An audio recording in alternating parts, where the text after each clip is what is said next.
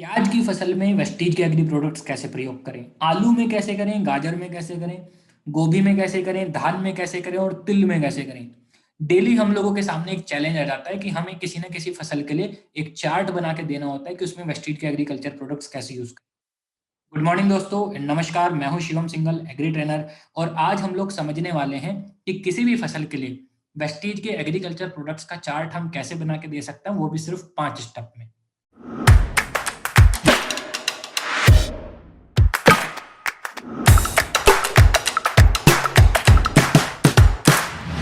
शुरू करते हैं स्टेप नंबर 1 से, जो कि है ड्यूरिंग फील्ड प्रिपरेशन। अर्थात किसी भी फसल को लगाने से पहले हम सबसे पहले मिट्टी तैयार करते हैं, हम खेत तैयार करते हैं। और खेत तैयार करने के समय पे हम कौन से प्रोडक्ट्स का यूज करवा सकते हैं वो आपकी स्क्रीन पर है। हालांकि ये जो 5 स्टेप आज हम लोग समझने वाले हैं, उनको समझने से पहले हमें प्लांट की ग्रोथ स्टेजेस का आइडिया होना चाहिए कि किसी भी प्लांट में या किसी भी फसल की ग्रोथ स्टेजेस क्या होती हैं, वो किस प्रकार से बड़ा होता है, किस प्रकार की उसकी लाइफ साइकिल रहता है। उसके ऊपर भी मैं एक सेपरेट वीडियो बनाऊंगा, जो कि बहुत जल्दी मैं चैनल पे अपलोड कर दूंगा ताकि आपको आइडिया लग जाए। लेकिन आज की वीडियो भी अगर आप समझ गए तो आपको चार्ट बनाने के लिए काफी हद तक क्लैरिटी मिल जाएगी। पहला जो स्टेप है वो खेत को तैयार करते समय ड्यूरिंग फील्ड प्रिपरेशन है। और उसमें अगर हमें वेस्टीज के प्रोडक्ट्स यूज करवाने हो तो हमारे पास ऑप्शन है कि हम वेस्टीज एग्री ह्यूमिक का प्रयोग करवा सकते हैं, वेस्टीज एग्री ह्यूमिक ग्रैनुअल्स का प्रयोग करवा सकते हैं, वेस्टीज एग्री प्रोटेक्ट का प्रयोग करवा सकते हैं, एग्री नैनोटेक करवा सकते हैं, या फिर वेस्टीज एग्री 82 भी करवा सकते हैं। अब यहाँ पे इन प्रोडक्ट्स में क्या सारे करवाना है, ऐसा जरूरी नहीं है। कौन सा प्रोडक्ट यूज करवाना है वो पूरी तरीके से डिपेंड करता है कि किसी किसान की रिक्वायरमेंट क्या है, किसी फसल की रिक्वायरमेंट क्या है, या किसान का बजट क्या है। अब जैसे हमें मालूम है कि वेस्टीज एग्री ह्यूमिक और ह्यूमिक ग्रैनुअल, ये दोनों ही प्रोडक्ट मिट्टी में यूज किए जा सकते हैं मिट्टी की उर्वरक क्षमता बढ़ाने के लिए, उसका भुरभुरापन बढ़ाने के लिए। ये एक प्रकार की प्राकृतिक खाद है। वेस्टीज एग्री प्रोटेक्ट है, ये एक प्रकार का बायोफंगीसाइड है। इसको हम लोग डलवा सकते हैं ताकि मिट्टी में फफूंद जनित रोग ना लगे, फसल हमारी बची रहे। वेस्टीज एग्री नैनोटेक है, ये सेकेंडरी और सूक्ष्म पोषक तत्व प्रोवाइड करता है। मिट्टी की उर्वरक क्षमता बढ़ाने के लिए हम नैनोटेक का भी प्रयोग करवा सकते हैं। एग्री 82 अपने आप में एक एक्टिवेटर वेटर है, मिट्टी की जल धारण क्षमता बढ़ाने का काम कर सकता है, फर्टिलाइजर्स की एक्टिविटी इंप्रूव करने का काम कर सकता है। हर प्रोडक्ट का अपना अपना रोल है।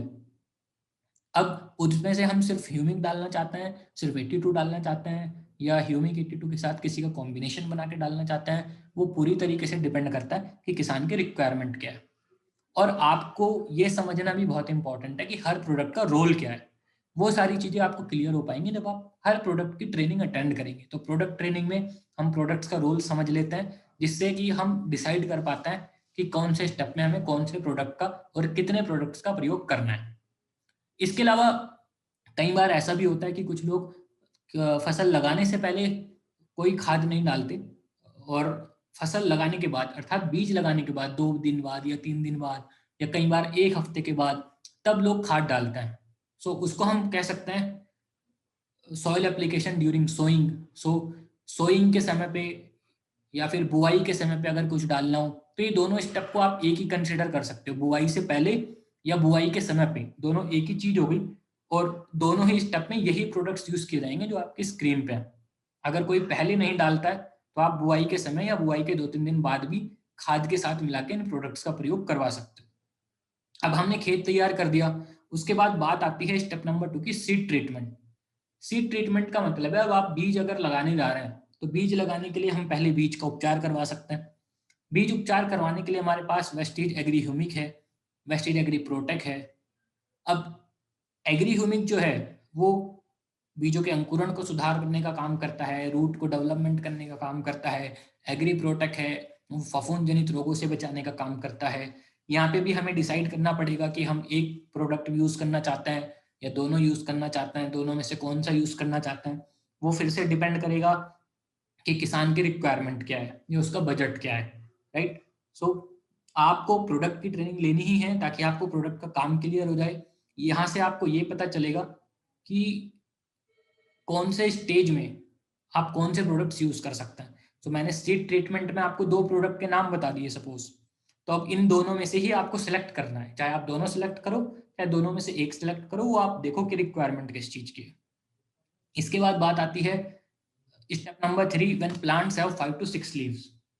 अर्थात किसी भी फसल में पौधा धीरे धीरे बड़ा होता है बीज लगाने के बाद, और एक अवस्था ऐसी आ जाती है जब पौधों के ऊपर कम से कम 5 से 6 पत्तियां होती हैं। अब ये 5 से 6 पत्तियां किसी फसल में 20 दिन में आएंगी, किसी में 25 दिन में, किसी में 30 दिन में, किसी में 45 दिन में, हो सकता है किसी में 50 दिन में आए। सो अलग अलग फसल में ये 5 से 6 पत्तियां अलग अलग दिनों में आएंगी, लेकिन 5 से 6 पत्तियां आएंगी तो जरूर। तो इसी हिसाब से आप जब देखते हैं कि मैं अलग अलग फसलों की जब ट्रेनिंग बनाता हूँ, तो उसमें मैं स्टेप नंबर 3 में कभी लिखता हूँ 20 डेज की क्रॉप पे डालें, कभी मैं लिखता हूँ 30 दिन की क्रॉप पे डालें। तो इसी हिसाब से लिखता हूँ कि किसी भी फसल में 5 से 6 पत्तियां कितने दिन में आती हैं। यही चीज आपको भी देखनी है। जब किसी फसल में 5 से 6 पत्तियां आ जाती हैं, तो हम वहाँ पे वेस्टेज एग्री ह्यूमिक ग्रैनुअल का यूज करवा सकते हैं। अगर हम मिट्टी में डालना चाहें, खाद के साथ मिला के डलवा सकते हो। ये मिट्टी की उर्वरक क्षमता बढ़ाने का काम करेगा, पोषक तत्वों की मात्रा बढ़ाने का काम करेगा। वेस्टेज एग्री ह्यूमिक का भी प्रयोग करवा सकते हैं, ये लिक्विड फॉर्म है ह्यूमिक ग्रैनुअल की, इसको हम स्प्रे के रूप में प्रयोग करवा सकते हैं या खाद के साथ मिला के डलवा सकते हैं। वेस्टेज एग्री गोल्ड का यूज करवा सकते हैं, ये फसल को तनाव से बचाने का काम करेगा, उसकी ग्रोथ को इम्प्रूव करेगा। वेस्टेज एग्री नैनोटेक का भी प्रयोग करवा सकते हैं, इसमें हमें मालूम है कि secondary and micro nutrients provide करने का काम करता है, पत्तियों को चौड़ा करने का काम करता है, पत्तियों की कलर इंप्रूव करने का काम करता है। एंड वेस्टेज एग्री 82 जो कि एक्टिवेटर, वेटर एंड स्प्रेडर है, इसको हम स्प्रे में यूज करवा सकते हैं। वंस अगेन, इन सब में से हमें कौन सा यूज करना है, किसका कॉम्बिनेशन बना के यूज करना है, उसके लिए जरूरी है कि हम लोग प्रोडक्ट की ट्रेनिंग अटेंड करें, हर प्रोडक्ट के काम को समझें, उसकी डोज को समझें, और देखें कि किसान की रिक्वायरमेंट क्या है, उस हिसाब से यहाँ से हम अपने प्रोडक्ट सेलेक्ट कर सकते हैं। इसके बाद बात आती है स्टेप नंबर 4 की, जो कि है 20 डेज बिफोर फ्लावरिंग।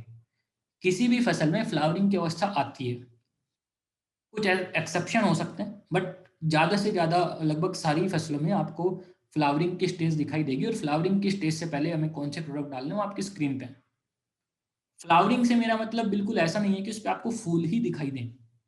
फ्लावरिंग से मेरा मतलब है कि पैदा करने वाली स्टेज, या फिर हम टेक्निकल वर्ड यूज करें तो उसको बोलेंगे रिप्रोडक्टिव स्टेज, पुनरुत्पादन वाली क्षमता। जब कोई फसल प्रोड्यूस का उत्पादन करती है, उपज पैदा करती है, वो वाली अवस्था। मान लो गेहूं की फसल है तो उसमें बाल आने शुरू होंगे, उससे पहले हम क्या डलवाएं।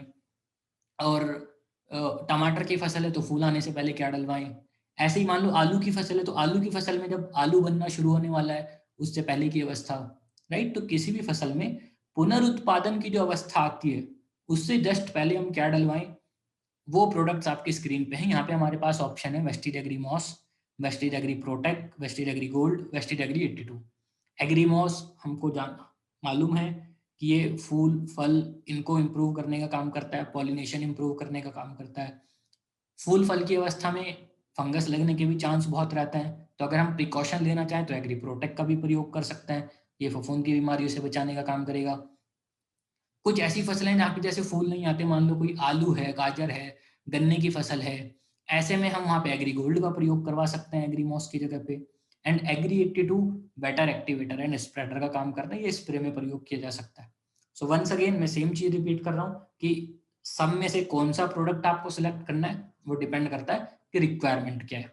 राइट, इसके बाद स्टेप नंबर 5 आता है, एंड स्टेप नंबर 5 है 20 डेज आफ्टर फ्लावरिंग। मतलब जब फसल पे पूरी तरीके से फूल आ चुके हैं, ये वो अवस्था है जब फल बनना स्टार्ट हो रहा है, फ्रूट सेटिंग की अवस्था स्टार्ट होने जा रही है, दाना छोटा छोटा बनना स्टार्ट हो रहा है।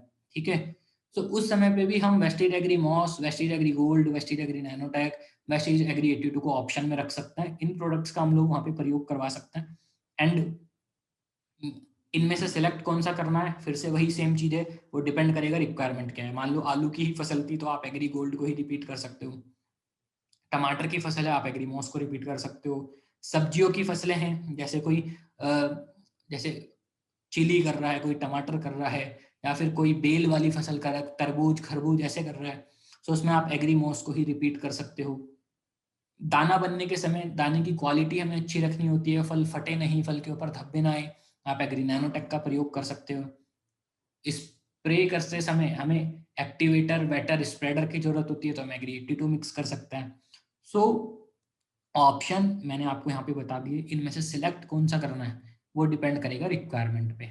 सो मेरा काम यहाँ पे था कि आप लोगों को एक लॉजिक दे देना कि स्टेप बाय स्टेप हम कौन से प्रोडक्ट्स को ऑप्शन में रख सकते हैं, उन ऑप्शन में से आप 1 सिलेक्ट करना चाहते हो, 2 सिलेक्ट करना चाहते हो, वो टोटली आपकी रिक्वायरमेंट पे डिपेंड करता है। आप रिक्वायरमेंट के हिसाब से देखो और प्रोडक्ट्स की ट्रेनिंग अटेंड करो, हर प्रोडक्ट के काम को समझो, कितना यूज़ करना है वो भी आपको प्रोडक्ट ट्रेनिंग में पता चलेगा कि मात्रा कितनी रखनी है ना?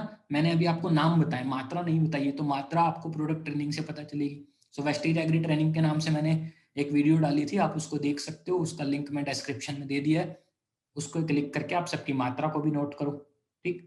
अब यहाँ पे एक और बहुत इंपॉर्टेंट चीज़ आती है कि मान लीजिए मैंने 5 स्टेप दिए हैं, तो ऐसा ज़रूरी नहीं है कि आपको 5 के 5 स्टेप करने हैं। किसी भी फसल में अगर आप शुरुआत से करने जा रहे हैं, तो कम से कम 3 ज़रूर करें, ठीक? कम से कम 3 स्टेप ज़रूर करें। शुरू में पहला स्टेप बहुत इंपॉर्टेंट है, मिट्टी में डलवाने वाला। तीसरा स्टेप बहुत इंपॉर्टेंट है, जब फसल में 5 से 6 पत्ती आ जाती हैं। चौथा स्टेप बहुत इंपॉर्टेंट है, फूल आने से पहले। तो पहला, तीसरा, चौथा बहुत इंपॉर्टेंट स्टेप है।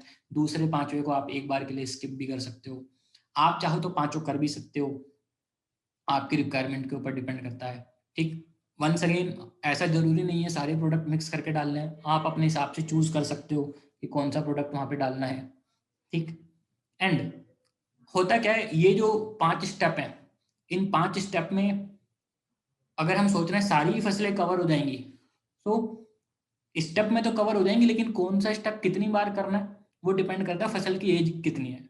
मान लीजिए अब आम का पेड़ है, तो आम के पेड़ में यही 5 स्टेप हमें कितनी बार करने पड़ेंगे, वो एक अलग मैटर है, राइट? मान लो हमारा स्टेप नंबर 4 है, फ्लावरिंग आने से पहले, तो वो हर साल करना पड़ेगा हमें। स्टेप नंबर 5 है, फ्लावरिंग आने के बाद, वो भी हर साल करना पड़ेगा।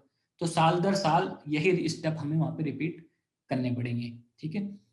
कोई बेल वाली फसल है जिसमें फूल फल आते रहता है, सो वहाँ पे हमें स्टेप नंबर 4 ही 2 बार या 3 बार रिपीट करना पड़ेगा। लेकिन सीक्वेंस जो है, ऑप्शंस जो हैं, वो यही रहेंगे जो मैंने आपको बताया। उसके लिए प्लांट ग्रोथ स्टेजेस वाली वीडियो भी मैं अपलोड करूँगा, ताकि आपको ग्रोथ स्टेजेस का आइडिया लग जाए। सो आई होप आपको आज का मेरा लॉजिक क्लियर हो गया होगा कि हमें किसी भी फसल के लिए डिसाइड कैसे करना है, कैसे चार्ट बनाने हैं, ठीक? अगर आपने शुरू के 1-2 स्टेप नहीं किए हैं, आप किसी फसल को जस्ट बीच में से स्टार्ट कर रहे हो, तो आप सीधा उसी स्टेप से स्टार्ट करो, जिस जो स्टेप आपके सामने वहाँ पे पड़ रहा है। मान लो आप जब गए किसान से मिलने, तो वहाँ पे पत्ते 5 से 6 आ चुके थे, तो आप सीधा स्टेप नंबर 3 से स्टार्ट करो, थर्ड, फोर्थ, फिफ्थ ऐसे आप कर सकते हो। सो आई होप काफ़ी चीज़ें आपको क्लियर हो गई होंगी। इसी प्रकार की और भी इन्फॉर्मेशन मैं आप लोगों के सामने लेके आते रहूँगा।